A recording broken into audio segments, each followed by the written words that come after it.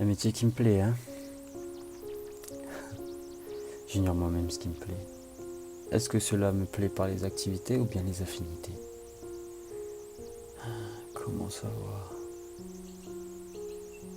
Et si je regardais juste autour de moi, peut-être que je trouverais.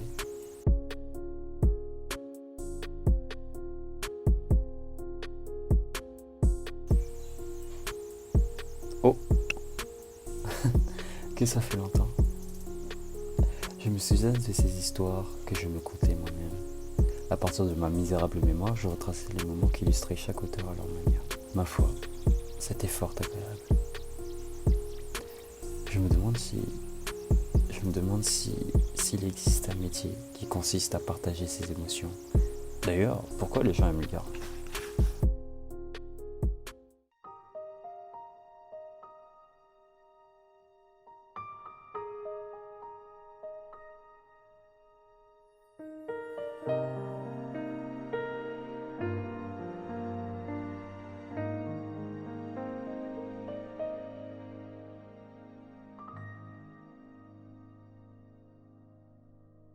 Au cours de mes recherches, j'ai pu m'entretenir avec une mordue de lecture. Travaillant en tant que bouquiniste à la bouquinerie Le Liseron, j'ai rencontré Pauline. Pauline qui m'a partagé son amour pour ce métier.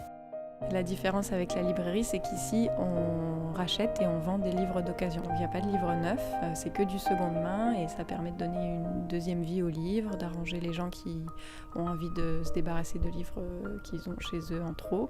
Et puis, ça permet de proposer des livres à moindre coût.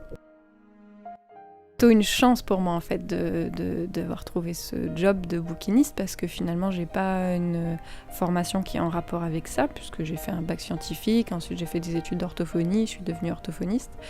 Mais c'est vrai que ça a toujours été un rêve pour moi de petite fille de me retrouver au milieu des livres toute la journée et voilà, et surtout là des livres d'occasion en plus dans lesquels on peut fouiner, on peut trouver des petits trésors, on peut trouver des vieux livres. En plus j'adore aussi l'esprit bouquinerie parce qu'on trouve des fois des photos, des marque-pages, des petits mots doux, même des livres, des listes de courses, des choses comme ça, mais il y a toujours des petits bouts de vie en fait de gens qui se sont promenés avec ce livre et qui ont fait un bout de chemin avec ce livre et du coup c'est toujours très très touchant en fait de trouver ces petits morceaux de vie. Je pense qu'il est important de se dire qu'il n'existe pas un chemin unique vers le bonheur personnel, que chacun d'entre nous est unique.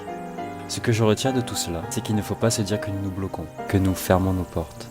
Rien n'est définitif. Alors, essayons. J'ai reconnu le bonheur au bruit qu'il a fait en partant.